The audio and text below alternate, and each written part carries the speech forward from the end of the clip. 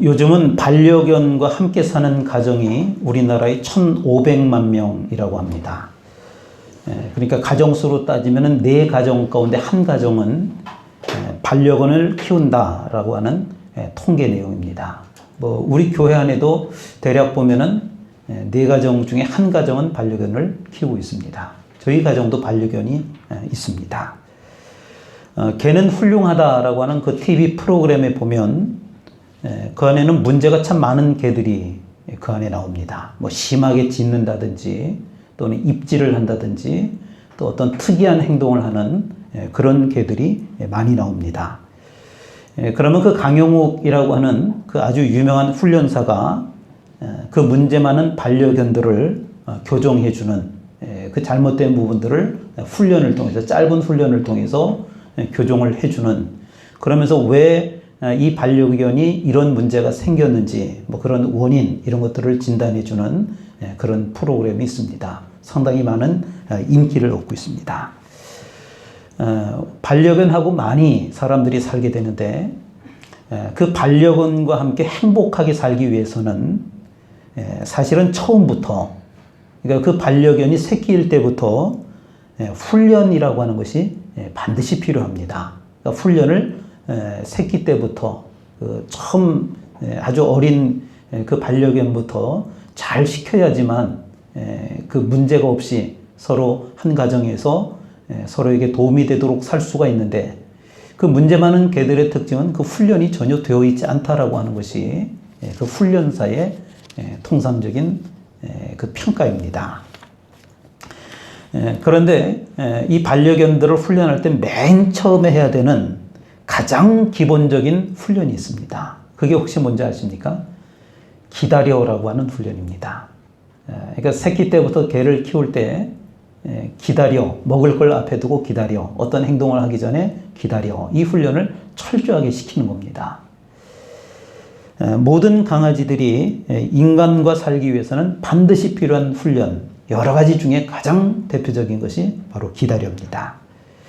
사실은 반려견을 키우는 가정들은 누구나 익숙해져 있는 명령어가 바로 기다려입니다. 가장 많이 하는 말도 기다려일 것입니다. 음식이나 간식을 앞에 두고 기다려, 그리고 나서 먹어 그러면은 앉아서 기다리던 강아지가 그 말을 듣고 그제서야 먹습니다. 강아지들이 가장 좋아하는 간식이 따로 있습니다. 특별히 좋아하는 음식이 따로 있습니다.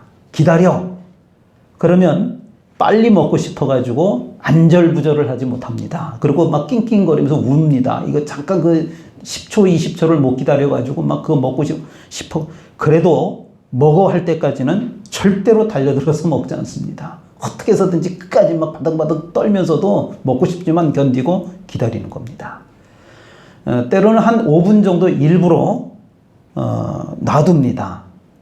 기다려 해놓고 놔두는 거예요. 한 5분 정도. 그래도 꼼짝하지 않고 앉은 자세로 기다렸다가 먹어 그러면 그때서야 먹습니다. 한 번은 제가 간식을 놓고 기다려 해놓고 잊어버렸습니다. 20여 분이 훌쩍 지나갔습니다. 시간이 굉장히 많이 흘렀습니다. 강아지는 그러다 언뜻 봤는데 강아지는 코앞에 간식을 뚫어져라 쳐다보면서 바로 코앞에다 대고 쳐다보면서 기다리고 있는 겁니다. 20분째. 먹어 소리가 안 떨어졌거든요. 기다려 소리만 났거든요. 기다리는 거예요. 미안한 마음에 먹어. 그러면 그제서야 그 간식을 먹습니다. 성도 여러분, 기다림의 절기가 시작되었습니다. 우리가 곧 성탄절을 맞이하게 됩니다. 어릴 때는 성탄절을 무척 기다려줍니다.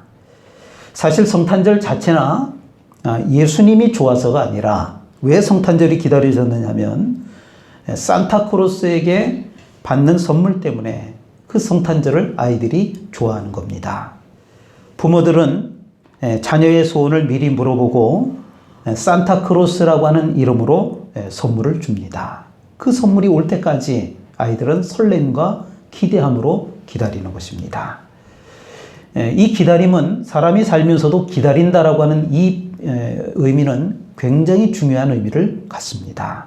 특별히 어렸을 때부터 기다림, 이 훈련이 잘 되어 있는 그 그 반려동물뿐만 아니라 사람은, 그 아이는 나중에 커서 인생을 아름답고 풍요롭게 만드는 축복의 시작점이 될 수 있기 때문에 그렇습니다. 기다리지 못하고 참지 못하고 달려드는 그런 습성은 성장을 해서도 그것이 그 사람에게 불행이 될 확률이 높다라고 하는 것입니다.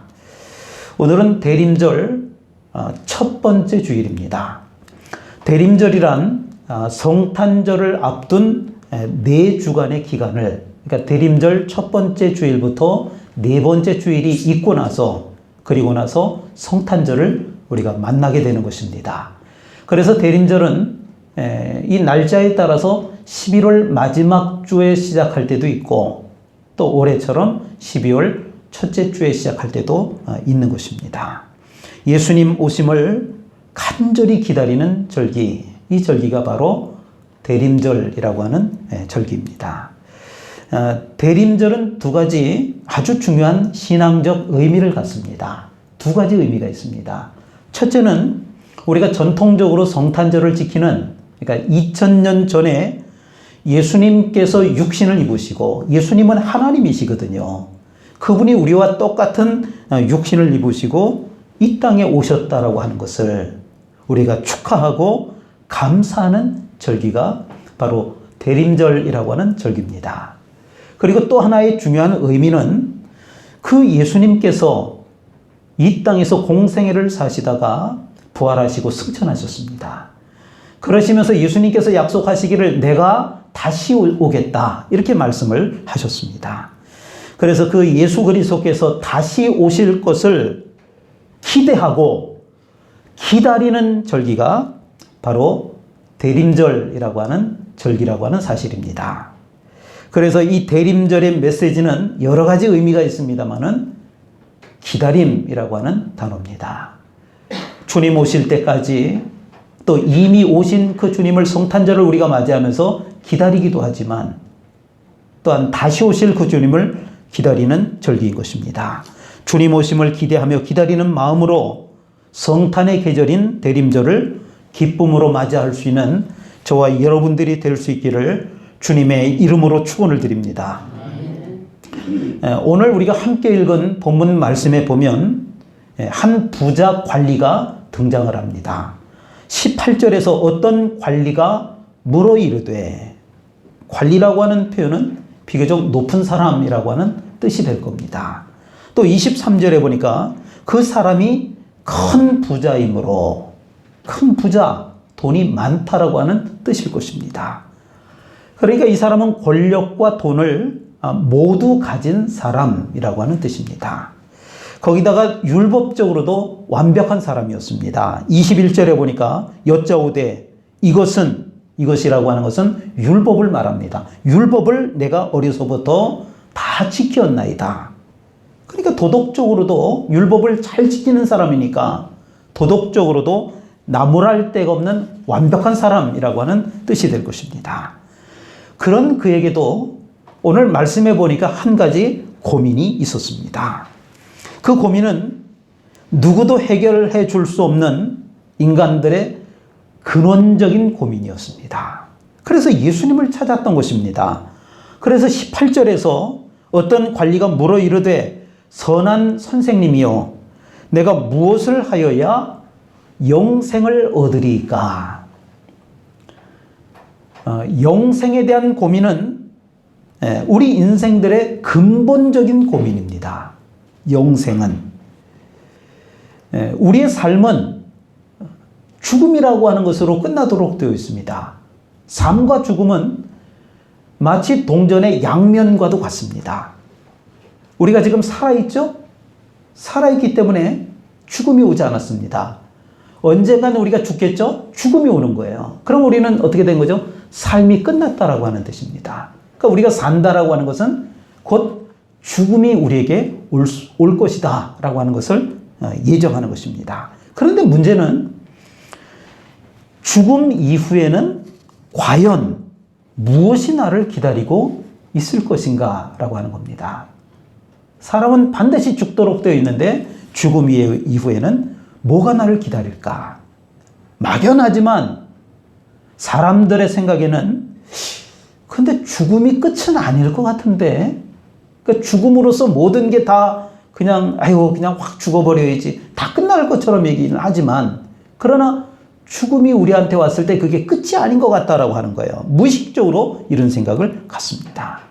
여러분, 이런 문제를 연구하는 학문을 철학이라고 그럽니다. 철학이라고 하는 학문은 삶이란 무엇인가, 죽음이란 무엇인가, 이런 문제를 다루는 학문입니다. 그러나 그 철학이라고 하는 학문에서는 그 답을 주지 못했습니다. 그러자 그 자리에 사탄 마귀가 끼어든 것입니다.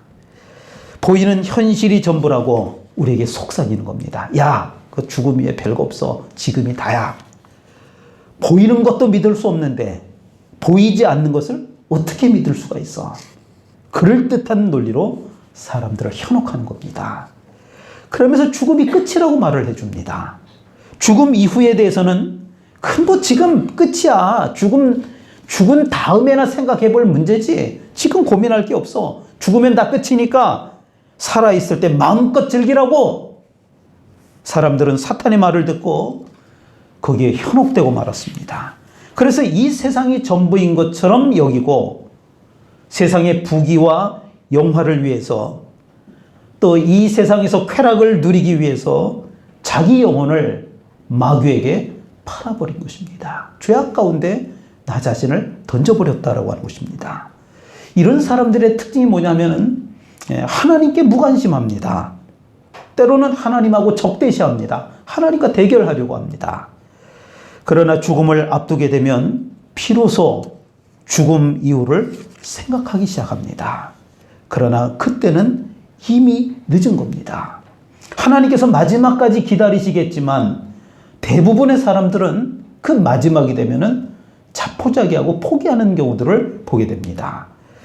영생에 대한 관심을 갖는다라고 하는 것, 이것이 엄청난 축복인 줄로 믿으시길 바랍니다. 우리가 예수를 믿는 이유는 영생 아닙니까? 영생에 대한 관심이 있다라고 하는 거예요. 이것이 대단한 축복인 줄로 믿으시길 바랍니다. 그러나 그 축복을 움켜쥐지 않으면, 우리가 그 축복을 잘 관리하지 않으면 그건 아무런 소용이 없게 되는 것입니다. 오늘 본문의 사람은 돈과 권력이 있으면서도 도덕적으로도 완벽한 사람이었습니다. 그러니까 세상 것도 마음껏 누렸지만, 그러나 율법적으로도 완벽했기 때문에 삶도 이 사람은 마귀에게 자신의 영혼을 팔지 않았다라고 하는 것입니다. 그러나 이 사람에게 한 가지가 없었는데 그것이 바로 영생이었던 것입니다. 그래서 예수님을 찾아왔습니다. 내가 무엇을 하여야 영생을 얻을 수 있겠습니까? 내가 뭘 해야 영생을 얻을 수 있겠습니까? 영생의 문제로 고민했다라고 하는 이 부분에서 이 사람은 가능성이 있는 사람입니다. 영생의 한 걸음 다가선 사람이고 천국의 한 발을 가까이 간 그런 사람이라고 볼 수 있습니다. 뭔가 희망이 있어 보이는 그런 사람입니다. 그런데 그의 질문에는, 우리가 이 질문을 다시 한번 들여다보면 다소 문제가 있다라고 하는 것을 보게 됩니다.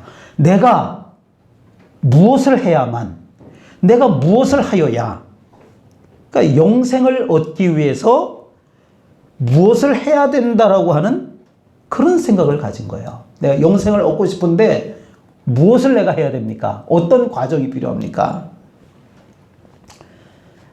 영생이란 영원한 생명의 줄임말입니다. 영원한 생명. 생명은 태어나는 것이지 무엇을 주고 살 수 있는 것이 아닙니다. 생명은 태어나는 것입니다. 아무리 그 뛰어난 시설을 갖춘 공장이라 할지라도 그 공장에서 생명을 만들어낼 수 있는 것이 아닙니다. 생명은 태어나는 것입니다. 아무리 비싼 대가를 지불해도 생명을 살 수 없습니다. 세상의 부활을 다 준다고 해도 생명을 살 수 없습니다. 그러니까 떼보자라고 해도 그 돈 가지고 생명을 살 수가 없다라고 하는 겁니다.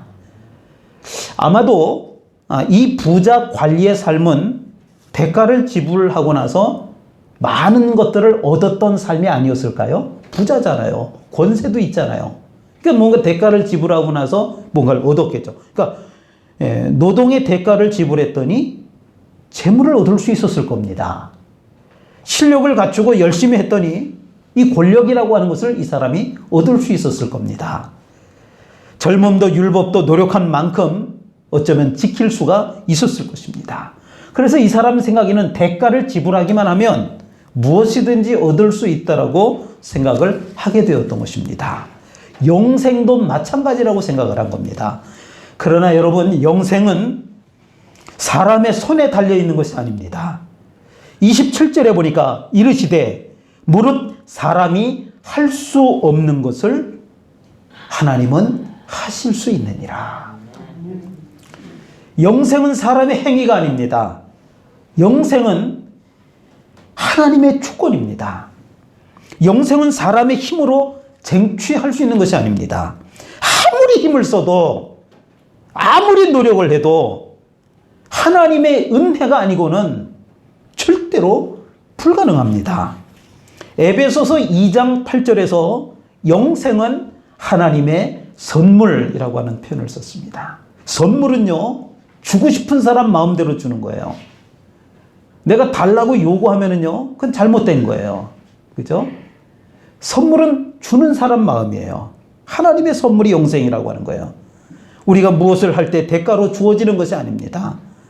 영생 얻은 사람의 행위가 너무나 중요하지만 그 사람의 행위 때문에 영생을 얻는 것이 아니라고 하는 것입니다. 십자가에 계시된 하나님의 행위 때문에 우리가 영생을 얻게 된 줄로 믿으시길 바랍니다. 예수님께서 부자 관리에게 말씀하십니다. 19절과 20절 말씀인데 우리 이 말씀은 같이 한번 읽어보겠습니다. 누가복음 18장 19절과 20절 말씀입니다. 시작. 예수께서 이르시되 내가 어찌하여 나를 선하다 일컫느냐. 하나님 한 분 외에는 선한 이가 없느니라. 내가 계명을 안 하니 가늠하지 말라, 살인하지 말라, 도둑질하지 말라, 거짓말하지 말라, 내 부모를 공경하라 하셨느니라. 아멘. 예수님께서 10계명 중에 5가지를 지금 그곳에 기록하고 계십니다. 간음하지 말라 7계명입니다. 살인하지 말라 6계명입니다. 도적질하지 말라 8계명입니다. 거짓 증거하지 말라 9계명입니다. 내 부모를 공경하라 5계명입니다. 이 5가지 계명을 말씀하시면서 내가 이 계명을 안 하니 그렇게 얘기했습니다. 예수님의 이 말을 들은 그 부자 관리는 기다렸다는 듯이 아주 자신만만하게 대답합니다. 21절에 보니까 여짜오되 이것은 율법을 말합니다. 이것은 율법은 내가 어려서부터 다 지켰나이다. 5가지 이야기를 했더니 내가 다 지켰습니다. 아마도 그 율법들을 그 부자 관원 입장에서는 실제로 지켰을 겁니다. 그러나 지켰지만 그 지킨다라고 하는 그 지키는 것은 사람 수준에서 지킨 거예요. 사람 수준에서. 예수님 수준은, 예수님이 말씀하실 때 이 예수님의 수준은 사람의 수준하고는 다르잖아요. 예를 들어서 여자를 보고 음욕을 품어도 간음한 것이라고 그랬습니다. 남을 미워하면 그건 살인한 것이라고 그랬습니다. 남의 것에 마음만 가도 그건 도둑질한 것이라고 그랬습니다. 무엇 하나 완벽하게 지켜내는 것이 사실은 상당히 어려운 일입니다. 지킨다라고 하는 것도 자기 수준에서 지켰다라고 하는 그 얘기일 겁니다. 어렸을 때 소꿉장난을 합니다. 아주 어렸을 때 아이들이 그 모래밭에 모여서 또는 골목 한 어귀에서 소꿉장난을 합니다.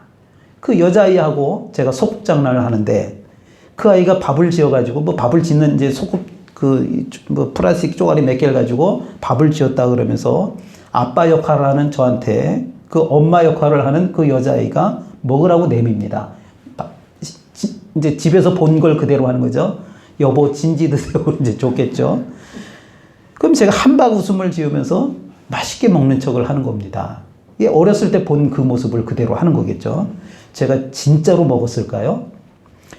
다시는 이런 짓 하지 마. 이거 유치한 짓 하지 마. 그 여자애를 제가 꾸짖었을까요?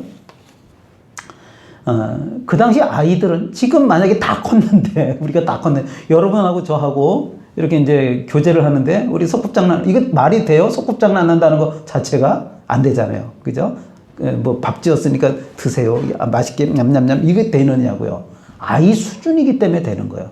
그 아이들은 그게 얼마나 재밌고 진지한지 모릅니다. 어른이 되면은 어른의 수준이라고 하는 게 따로 있는 거예요. 어른들의 수준은. 자, 보세요. 내가 어려서부터 다 지켰나이다. 내가 어려서부터 다 지켰나이다. 부자 관리는 도덕적인 사람이었지만 자기 수준에서 다 지켰나이다. 그렇게 이야기를 한 거예요. 그 수준인 거예요. 그 수준. 어린아이의 수준이 있고 어른의 수준이 따로 있듯이 그 사람의 수준에서 다 지켰다는 거예요. 그러자 예수님은 그 부자 관리에게 특별한 제안을 하고 있습니다. 22절의 말씀인데 역시 같이 읽어볼까요? 누가복음 18장 22절의 말씀입니다. 읽겠습니다. 시작. 예수께서 이 말을 들으시고 이르시되 내게 아직도 한 가지 부족한 것이 있으니 내게 있는 것을 다 팔아 가난한 자들에게 나눠주라. 그리하면 하늘에서 너희에게 보화가 있으리라. 그리고 와서 나를 따르라 하시니라. 아멘. 계명을 다 지켰다고는 하지만 아직 부족한 것이 한 가지 있으니 이렇게 하라고 주님께서 말씀하셨습니다. 내게 있는 것을 다 팔아 가난한 자들을 나눠주라. 그리고 와서 나를 따르라. 영생을 얻으려면 와서 나를 따르라. 와서 나를 따르라. 이렇게만 말씀하셨더라면 아마 그 부자 관원이 예수님을 따랐을 겁니다. 그런데 전제 조건이 하나 있는 겁니다. 내게 있는 것을 다 팔아 가난한 자들에게 나눠주라. 실제로 빈털터리가 되어야 영생을 얻을 수 있다라고 하는 말이 아닙니다. 그러니까 이 말을 잘못 해석하면 그러면 우리의 것을 다 포기해야 되느냐? 그런 뜻이 아닙니다. 자기 의를 내려놓으라고 하는 겁니다. 십자가 의의가 있어야 된다라고 하는 거예요. 자기 의. 그러니까 내 생각과 내 경험과 내 고집과 내 마음대로 하려고 하는 그 마음들을 내려놓으라고 하는 것입니다. 그러면서 자기 자신을 부인하라. 이렇게 우리에게 말씀하는 것입니다. 이걸 다른 말로 하면은 이런 겁니다. 내게 있는 것을 내놓고 안 내놓고의 얘기가 아니라 너의 모든 인생 전체를 예수님께 걸라는 거예요. 예수님께 너의 모든 것을 전적으로 맡기라. 이런 얘기입니다. 지금까지는 그 부자 관원은 부와 권력이 그의 삶을 지탱해 주었을 겁니다. 예수님이 아니었거든요. 부와 권력이라고 하는 것을 통해서 이 사람은 살아왔거든요. 이제 그것을 놓으라고 하는 것입니다. 그러니까 거기를 의지하고 절대적으로 믿으려고 하는 걸 놓으라고 하는 겁니다. 그것을 버리라고 하는 것입니다. 그걸 놓을 때 하늘의 포화를 잡을 수 있고 그것을 버릴 때 영생을 얻을 수 있게 되는 것입니다. 부자 관리는 몇 시간 전까지만 해도 자신만만한 모습이었지만 지금은 그의 얼굴에 근심이 가득해졌다라고 했습니다. 성도 여러분, 영생을 얻는다라고 하는 것은 우리가 이 다음에 천국에 간다라고 하는 뜻이 되는 겁니다. 돈이 많으면 천국에 갈 수 없다라고 하는 뜻이 될까요? 돈이 많으면 신앙생활을 제대로 할 수 없다라고 하는 뜻이 될까요? 예수님께서 이렇게 말씀하신 의도가 과연 무엇일까요? 우리 마지막으로 29절과 30절 말씀을 좀 읽어보겠습니다. 누가복음 18장 29절과 30절의 말씀입니다. 읽겠습니다. 시작. 이르시되 내가 진실로 너희에게 이르노니 하나님의 나라를 위하여 집이나 아내나 형제나 부모나 자녀를 버린 자는 현세의 여러 배를 받고 내세의 영생을 받지 못할 자가 없느니라. 아멘. 예수님께서 말씀하고 계십니다. 이 말씀은 버림을 위한 버림이 아니라는 거예요. 버리라고 하는 게 아니라고 하는 거예요. 그냥 다 놔버려, 없이 살아, 이런 뜻이 아니라고 하는 거예요. 버림 자체의 목적을 두고 있는 것이 아닙니다. 포기한 사람에게 복을 약속하고 계시는 거예요. 하늘의 보화만 약속하신 게 아닙니다. 내세의 영생만 보장하신 것이 아닙니다.